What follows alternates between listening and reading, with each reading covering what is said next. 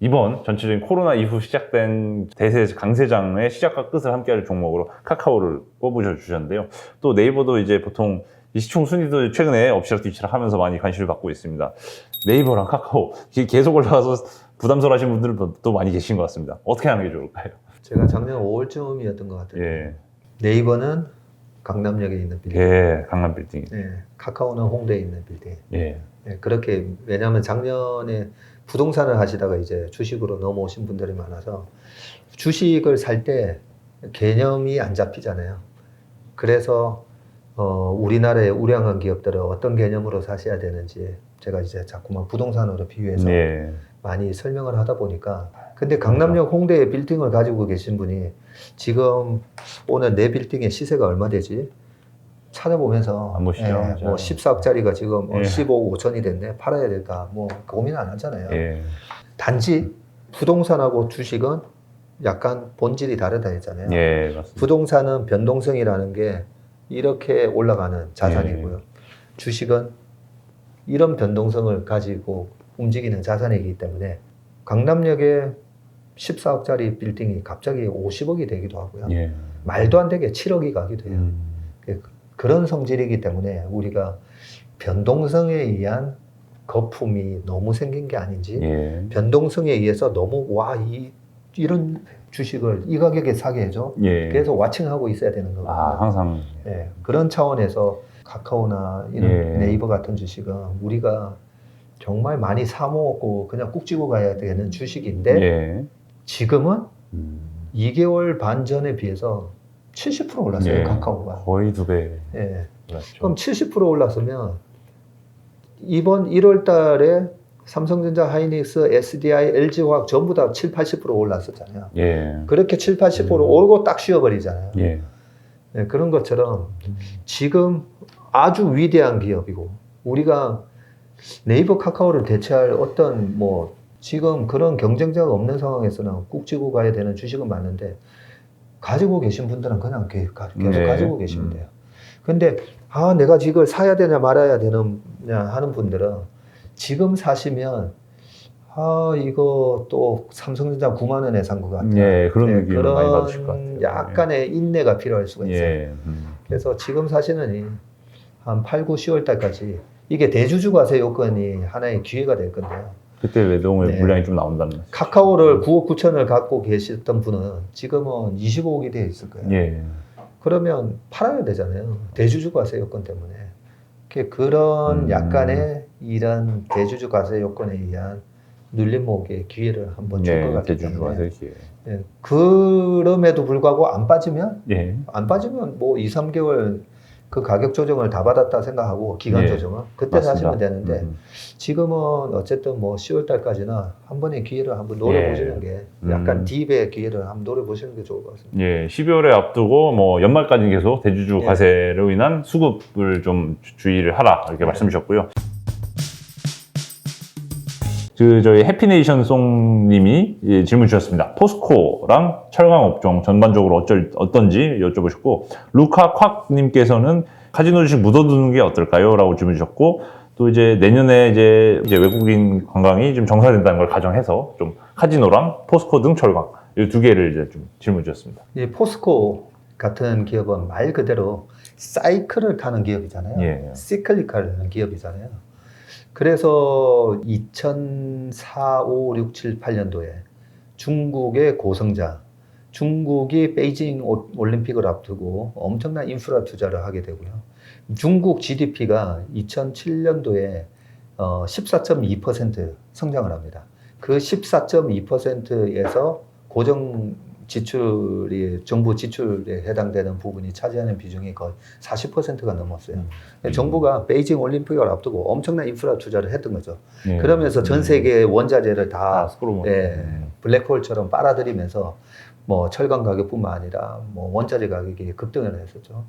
그런 상황에서 당시에 포스코 주가가 최고의 대장주, 그리고 그런 철강석을 나르는 뭐 조선 배를 만드는 회사, 그리고 벌크선을 운용했던 그런 여러 가지 대한해운을 비롯해서 해운사들이 엄청난 수익을 냈었었죠. 예. 그런데 그러고 나서 박살났잖아요. 대한해운 망하고 예. 현대상선, 넘어갔죠. 뭐 한진해운 다 망해버렸잖아요. 예. 그리고 조선사도 많이 망했잖아요. 그래서 사이클 기업은, 시클리컬 기업은 장기 투자를 하는 게 아닙니다. 철저하게 경기 모멘텀이 시작됐다 했을 때 딱 무릎에서 사서 어깨에서 팔고 나오는 거거든요. 그러면 어디에서 팔고 나오느냐가 항상 맞습니다. 어디에서 팔고 나오느냐면 반도체도 하나의 이제 사이클을 타는 기업이잖아요. 예. 반도체도. 그러면 우리가 반도체를 보면서 힌트를 얻을 수가 있는데 2018년 3Q에 삼성전자 하이닉스의 반도체 이익률이 피크를 치거든요. 예. 그렇게 피크를 치는데도 주가가 안 올라가요. 예. 그래서 제가 여기서 자주 말씀드리죠. 사이클 기업은 언제 사서 언제 팔아야 되나? 고퍼에 사서 저퍼에 파는데 주가가 바닥일 때 오히려 주가가 한참 빠져 있는데 고퍼예요. 왜냐하면 이익이 안 나오니까. 주가가 10,000원인데 이익이 1,000원도 안 나오니까 고퍼로 나오다가 주가가 10만 원을 갔는데 이익이 예. 5만 원이 나오면 퍼가 2배가 되면서 굉장히 낮아 보이고 그때 되면 이제 평균 이 회사의 PER은 그동안의 10년 동안에 10배였기 때문에 5만 원 곱하기 10배면 50만 원이 가야 된다라고 이제 리포트가 나옵니다. 그럼에도 불구하고 주가가 안 올라가요. 그래서 그때 당시에 하이닉스의 PER이 3배였어요. 예. 그러면 주변에서 이게 슈퍼 울트라 사이클이니 뭐니 예, 해도 맞습니다. 슈퍼사이클이 많이 나왔죠. 시장이 주는 메시지를 받아들여야 됩니다. 아니 이렇게 이익이 많이 나오는데 왜 안 올라가지? 그러면서 이제 저퍼가 되면서 이제 시세가 끝나게 예. 되거든요. 그래서 이번에 포스코 같은 기업들이 언제 이제 팔아야 되느냐? 엄청난 실적이 나오는데도 왜 주가가 안 올라가지? 이제 이런 때가 올 거야. 예. 그럴 때가 오면 실질적으로 이익 대비해 가지고는 평균 10년 동안의 PER로 보면 절대 안 됩니다. 왜 절대 안 되냐면 예. 그동안에 이익이 안 나오면서 고퍼 영역에 있었던 그 구간들을 다 합산을 해서 PER이 평균 12배에 해당되니까 곱하기 이러면 예. 절대 안 되는 거죠. 그래서 이번에 EQ 실적이 나오고 주가가 어떻게 움직이는지 예. 보시고 좋은 실적이 나오는데 왜 주가가 안 올라가지 하면 이런 포스코를 비롯해서 이제 조금 정리를 하셔야 되는데 최근에 그 목재 가격 이런 것들이 보면 반토막이 났어요. 예. 그렇죠? 예, 뭐 불과 5월 초만 하더라도 목재 가격 이게 인플레이션을 반영하면서 도대체 얼마까지 올라갈까? 없어서 날렸죠. 없어서 날렸는데 예. 반토막이 나거든요.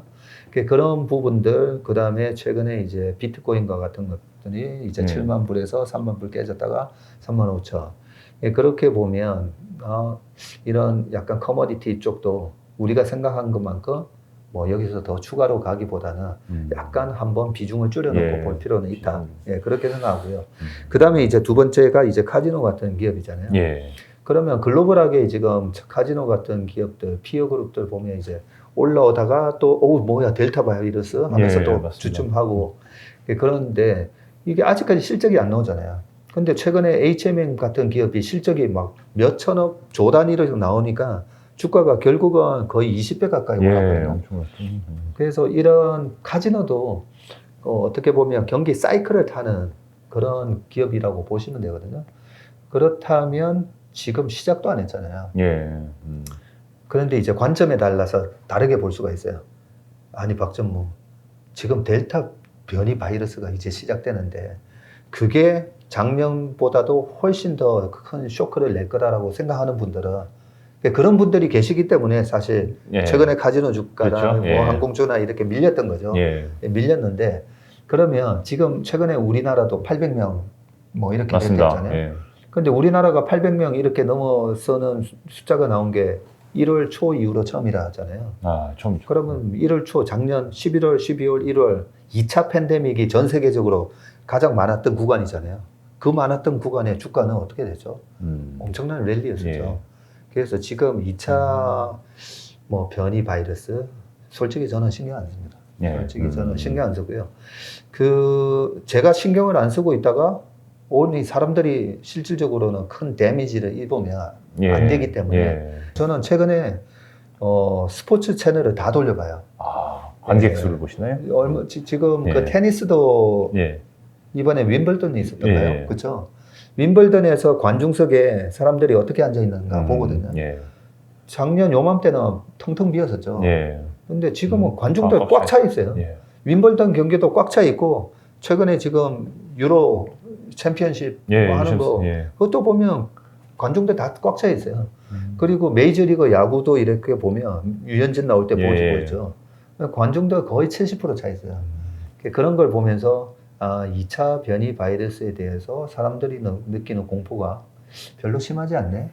예, 그러므로 해서 갑자기 소비 나오던 사람들이 확 들어가면 모르겠는데 예. 전혀 걱정 안 하고 나오고 마스크를 몇 명 쓰고 있나도 보거든요. 예. 아니 왜 마스크를 다 안 쓰지? 예, 그런 시기이기 때문에 실질적으로 이제 그게 그 해외는 이제 벌써 접종률이 40%가 넘어가고 예. 예. 그런 거에 차이는 있습니다. 맞습니다. 그런 거에 차이가 있어서 국가별로 이제 래깅은 있을 수는 있지만 실질적으로 전 세계의 소비에 큰 축을 이루는 미국, 유럽을 보면 이제는 이 코로나에서 많이 벗어나고 있구나. 그렇다면 카지노를 비롯한 나가서 소비를 하고 싶은데 옥눈져져 있던 그런 소비는 곧 올해 하반기 내년 뭐 폭발적으로 일어나겠구나. 저는 그렇게 생각합니다. 맞습니다. 건설 건자재 정책과 맞물려서 이제 앞으로 좋을 것이라는 전망이 있는데 지금 사서 묻어둬도 좋을지 물어보셨습니다. 고수분들의 얘기를 종합을 해보면 우리가 바이오가 신약을 개발하면 뭐 연간 5천억, 6천억 이런 실적을 달성하게 될 것이다. 뭐 이런 얘기를 하면서 예. 바이오 기업들이 조 단위의 시총을 예, 만들고 맞습니다. 있잖아요. 근데 실제로 건설회사 보면요. 몇 천억의 이익을 내고 있어요. 네. 예.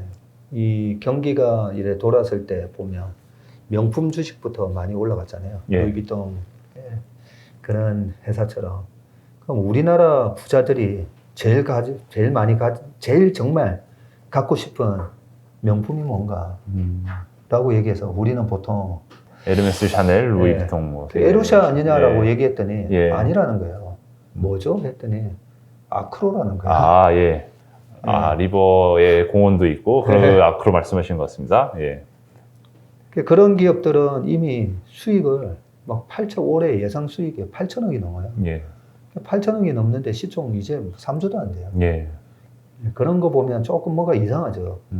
아니 8천억 정도 이제 나중에 신약이 될지 안 될지도 모르나. 예. 삼상 통과가 되고 허가가 나올지도 모르는 그런 이익의 예측 가능성이 떨어지는 기업들이 몇 조 하고 있는데 예. 실제로 지금 그런 수익을 내는 기업은 말도 안 되는 가격에 맞습니다. 가격이 예. 형성되어 있다는 거죠. 그런 측면이면 저는 건설도 이 탑티어 건설회사 탑티어 우량. 예. 좀 가져갈 만하다. 네, 브랜드 상위권 건설사에 주목하라. 예, 네, 그렇게 생각합니다. 색 전무님 출연해 주셔서 감사하고요. 또 성투하시길 바라겠습니다. 다음에도 알찬 콘텐츠로 더 찾아뵙겠습니다. 자이언트TV의 안갑성 기자였습니다. 구독과 좋아요 부탁드리겠습니다. 감사합니다.